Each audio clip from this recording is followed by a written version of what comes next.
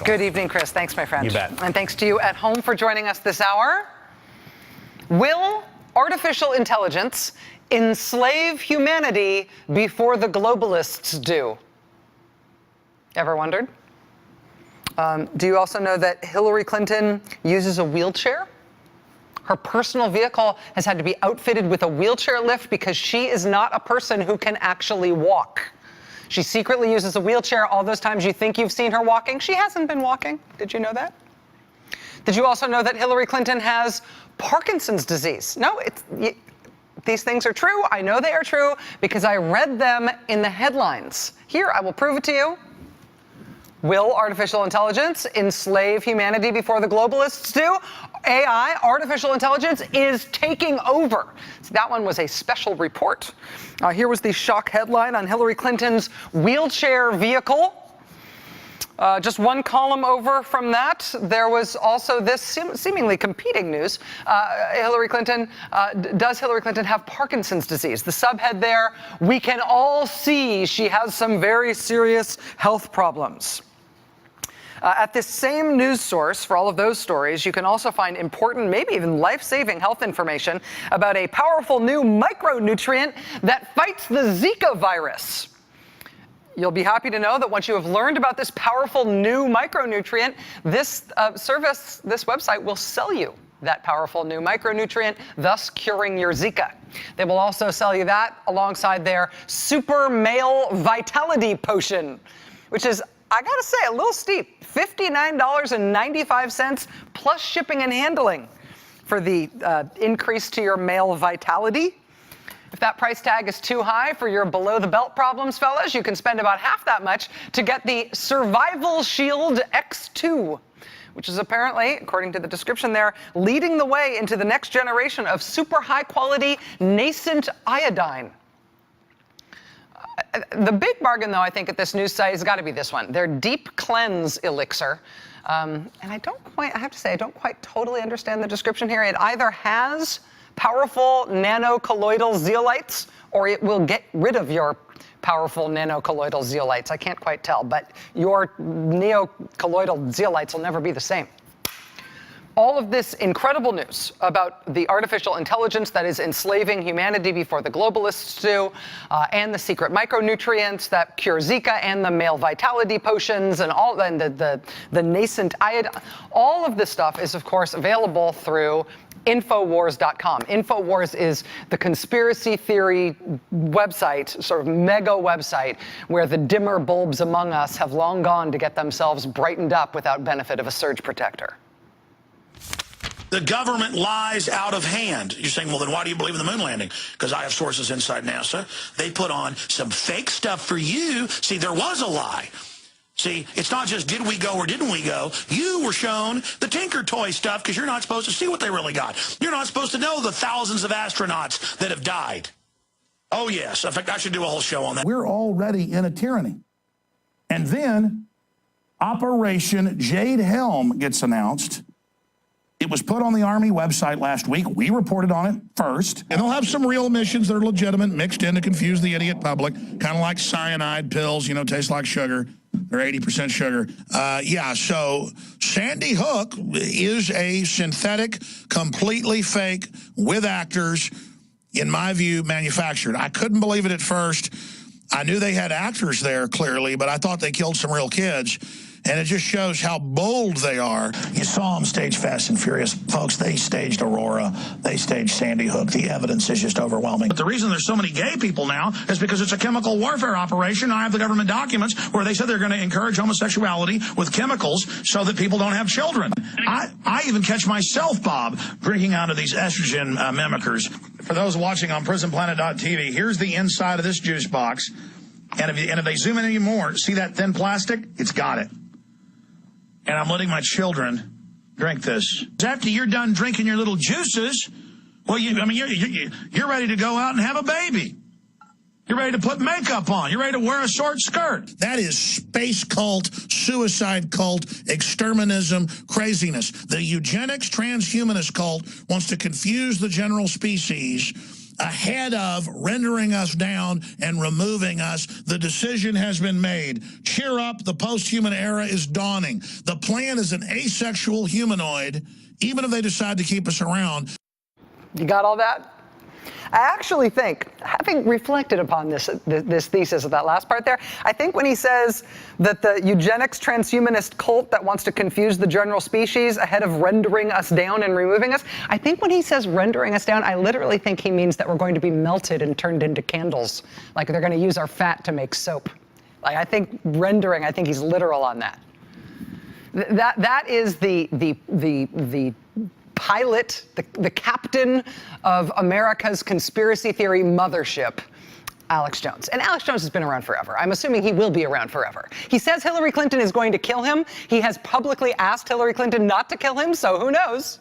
But honestly, he's going to be around for a while. It's a very lucrative gig he's got going on. He basically got nationally famous, kind of came off the fringe and became bigger fringe when he proclaimed that 9/11 was not carried out by al-Qaeda. 9/11 was actually committed by the US government against our own country. He took the notoriety he earned from that 9/11 trutherism, and he has now been running with it and expanding on that idea very successfully for the last 15 years. And you sometimes have people ask, especially people in other countries, well, look at the American electorate. They'll ask in very sort of serious sociological or poli-sci terms, why is it that an advanced and fairly well-educated country like ours is nevertheless getting to be as susceptible to political conspiracy theories as broadly uneducated countries in faraway lands? Why is it that we get more and more susceptible conspiracy theories as time goes on? We don't seem like the kind of country where they would have as much traction as they do now in our contemporary era in politics. Part of the reason why we're so susceptible to conspiracy theories right now is that guys like Alex Jones make a ton of money circulating them as widely as they possibly can. They use multiple platforms. They use talk radio and the internet, and they live stream their kind of fake TV shows, and they make a very good living doing it. And they're going to be around because of it for a long time. And usually this kind of stuff has no major effect on the United States of America other than lowering our median IQ a couple of points and making us seem slightly more embarrassing on an international stage. Right? For every additional year they circulate their insane alien lizard people theories of everything, we get a little bit dumber. And that's the major effect it has on the United States of America. But this year is different. Because this year, that little corner, that little niche of organized and profitable American insanity, this year, they're out of their corner because this year they're presidential politics. After NBC and MSNBC and Iraq and Afghanistan Veterans of America hosted the Commander-in-Chief Forum last night with Hillary Clinton and Donald Trump. After that last night, this morning, Donald Trump Jr. woke up and tweeted this direct link to the Alex Jones InfoWars expose of what really happened on board the Intrepid last night at the Commander-in-Chief Forum. You got to hit the shift lock key because it's all in capital letters when you get there. But what he's linked to is this InfoWars Alex Jones piece. Was Hillary wearing an earpiece during last night's presidential forum? This is an Alex Jones InfoWars conspiracy theory exclusive. They took a screen grab from last night's Commander-in-Chief Forum that, with the light hitting Hillary Clinton's left ear just exactly in the right way. It appears to show some sort of suspicious glare in that. I mean, if you wanted to take this accusation seriously, that she was wearing an earpiece, she was on stage for more than 20 minutes. You could take lots of different angles, camera angles, showing the same ear, but without the glinted light, right? Here are other images of Hillary Clinton's ear. The ear in question from the same event last night, none of which show the secret earpiece that Alex Jones has exposed. But, I mean, consider the source here. Consider the context. This earpiece story at Alex Jones InfoWars, right? It's literally running alongside other headlines that are up at that same website today that say that Hillary Clinton uses a wheelchair, that she has Parkinson's disease. InfoWars also announcing today that they've got the video proof that Hillary Clinton is a mass murderer. So, there's secret earpiece thing. That's journalistically sound compared to the rest of the stuff they're putting out there. That could be sort of a mainstream scandal. I mean, this year in 2016, with Donald Trump at the top of the ticket for the Republican Party, Alex Jones is no longer just broadcasting to your fillings and your molars. He is apparently what the upper echelons of the Republican presidential campaign is reading and citing and circulating even at this late date in the campaign. And it matters because it's not just the kook fringe, it's not just the sort of remunerative conspiracy theory world of that part of the conservative media machine. It's not even just wacky people who have made their way into Republican politics at a surprising height. This is now the top of the Republican ticket. And it's after Labor Day, and this is a presidential year. And so all day today, after Donald Trump Jr. tweeted the InfoWars Alex Jones conspiracy theory, all day today, this was the headline about the Commander-in-Chief Forum at the mega conservative news site that drives more traffic online than anything else on the right. This was the headline all day today at the Judge Report. They literally led with this as the most important thing in presidential politics right now. Which on the one hand is hilarious, right? On the other hand, this is this great moment. This is like a snapshot, a microcosm of why this campaign is hard to follow, sort of why it's hard to get a sense of what the narrative is of the campaign this year, why it can be sort of maddening to try to follow what's going on in the campaign, why it can be sort of painfully ridiculous to try to follow what's going on in the campaign on any given day now. It's because there really are just these two sides in the campaign. We are in a presidential election contest. We have two major parties, and these are the two candidates for those parties. And it just so happens that one of them is stuck on the Juice Box's Make You Gay channel.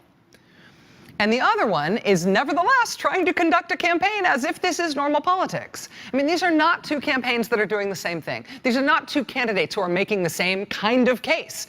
These are not two political organizations that are even speaking the same language. I mean, one side is literally tweeting InfoWars, which believes that invisible alien lizard people drive most US policy now. This is from the InfoWars internet TV show. This is for the skeptics out there who don't believe there really are alien lizard people out there who are moving among us, mostly invisible, secretly controlling American policy. In order to demonstrate their influence, they dress up as alien lizard people at Infowars.com to show you the effect that the lizards are having on the United States government, so you can recognize their work when they surface among us, even though most of us can't see them. Some of us can see them. That's one side in what is supposed to be a contest between two equally feasible political choices to be the leader of the free world, commander-in-chief, and president of the United States. And what we're going to talk about tonight is if you are the other side, what do you do with that?